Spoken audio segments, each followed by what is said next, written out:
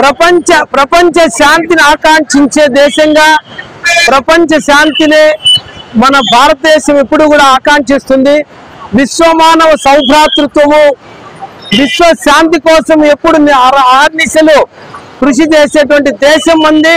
మనం ఇంతవరకు మన చరిత్రలో ఏ దేశం మీద ప్రపంచంలో దాడి చేసేటువంటి చరిత్ర లేదు. ప్రపంచ శాంతికి నిరంతరం కట్టుబడి ఉండేటువంటి మన దేశంలో కొంతమంది ఉగ్రవాదులు, మతోన్వాద ముసుగులో మన దేశంలో కాశ్మీర్లో పహల్గామా గ్రామంలో చేసినటువంటి పిరికి చర్య, పనికిరాని చర్య వల్ల దేశం యావత్తు ఉలిక్కిపడింది, దిగ్భ్రాంతి చెందింది. ఆ సమయంలో మనం పిరికి వాళ్ళం కాదని చెప్పి నిరూపిస్తూ ఆపరేషన్ సింధూర్ చేసి మన సైనికులు మన దేశ సత్తాను ప్రపంచానికి చాటి చెప్పారు. ప్రపంచం అంతా కూడా భారతదేశం వైపు చూసే విధంగా మన గౌరవ ప్రధానమంత్రి నరేంద్ర మోడీ గారి నాయకత్వంలో మన దేశ సైనికులు ప్రాణాలకు తెగించి ఒక్క ప్రాణ నష్టం కూడా లేకుండా ఉగ్రవాద సంస్థలను నిర్వీర్యం చేసినటువంటి ఘనత మన సైనికులది.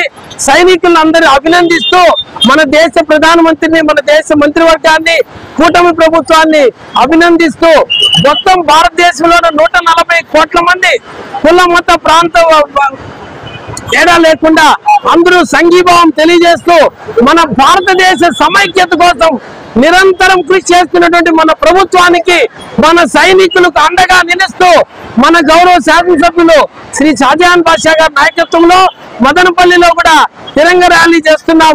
ఈ సందర్భంగా సైనికులకు, దేశంలోని పౌరులందరికీ సంఘీభావం తెలియజేస్తూ ఈ కార్యక్రమాన్ని విజయవంతం చేయాల్సిందిగా కోరుతున్నాం. జై హింద్, జై భారత్ మాత. భారతదేశంలో సహనానికి కూడా ప్రతీక. మనం ఎవరి జోలికి వెళ్ళినప్పుడు మన జోలికి వచ్చింది, అందులో ముఖ్యంగా మహిళ యొక్క కుంకాన్ని చేసిన దానికి ఈ ఆపరేషన్ సింధూర్ అని పెట్టి, ఆ కుంకం పేరే పెట్టి ఎవరైతే ఆడవాళ్ళ పొట్టు చేశారో వాళ్ళకు ప్రతీకగా మహిళా శక్తి యొక్క సామర్థ్యాన్ని ప్రపంచానికి తెలియజేసే విధంగా మహిళలతోనే ఆపరేషన్ సింధూర్ కూడా చేసిన ఘనత మన భారతదేశం యొక్క సైనికులది. మహిళా శక్తిని కూడా మన భారతీయ సైనికుల ద్వారా ప్రపంచానికి చాటి చెప్పినటువంటి ఘనత కూడా మన భారతదేశం తెలియజేస్తుంది.